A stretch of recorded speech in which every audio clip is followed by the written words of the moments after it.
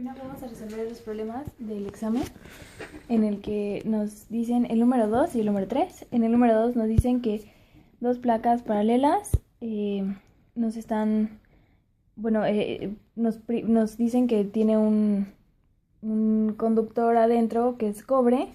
Esta es una placa de cobre y la ponen en medio y nos piden el primer inciso que calculemos la capacitancia. La capacitancia es igual a epsilon 0 área entre distancia.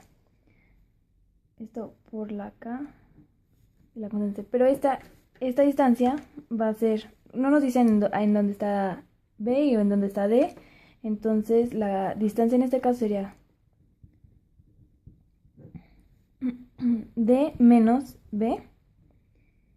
Pero esta es una pregunta capciosa, ya que el cobre es un material conductor y no un dieléctrico. Por lo tanto, aquí no hay capacitancia.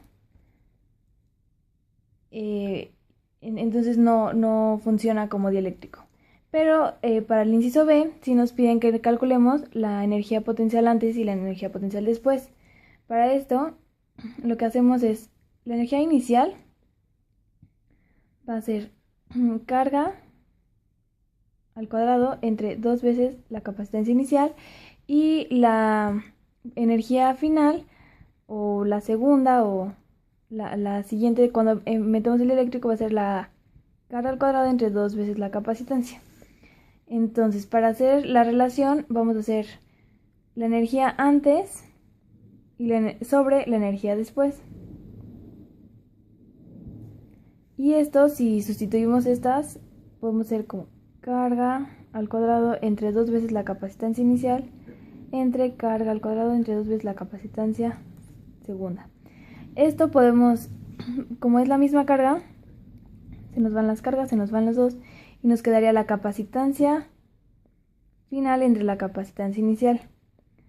Si sustituimos estas capacitancias, aquí tenemos la capacitancia inicial es igual a epsilon 0 entre A por A entre la distancia normal antes del dieléctrico, y después la capacitancia 2 sería epsilon 0 por A entre la distancia menos lo que mida el dieléctrico. Bueno, en este caso el cobre, porque no es dieléctrico.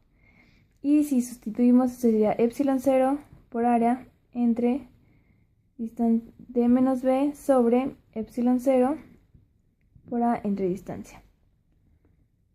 Bueno, al ir quitando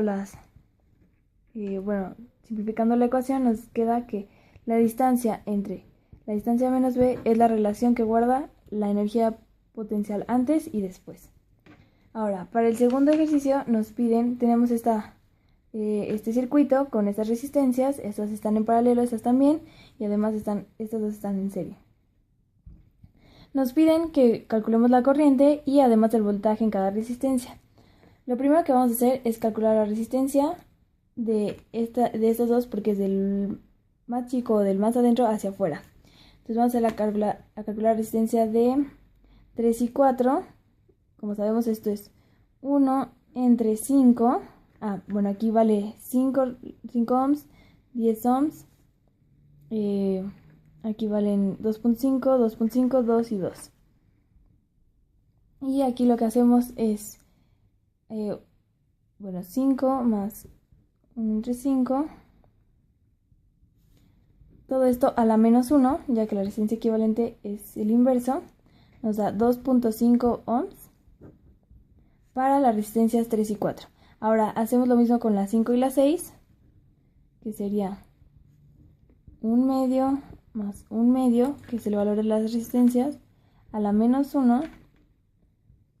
Todo esto hacemos el inverso, nos da 1 ohm.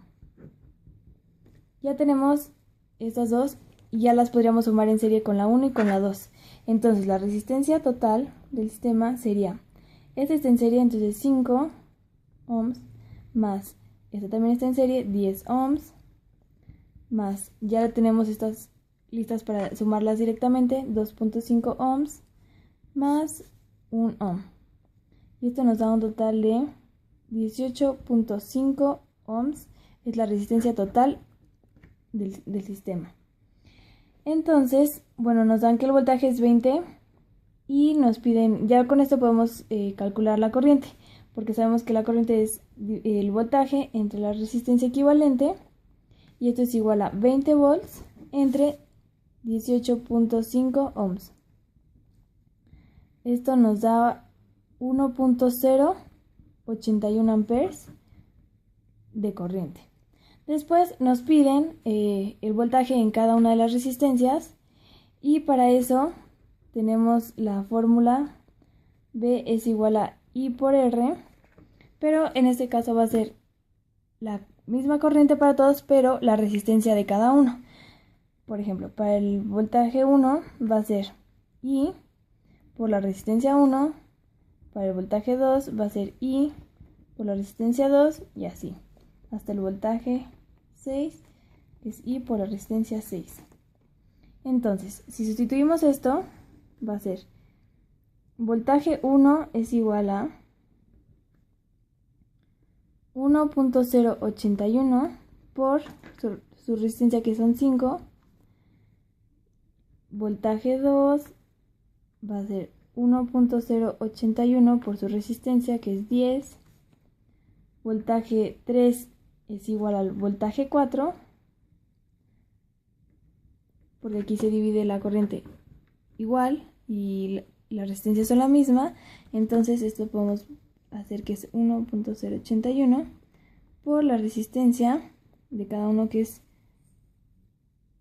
2.5, y luego lo mismo hacemos para el voltaje de 5, que es igual al voltaje de 6.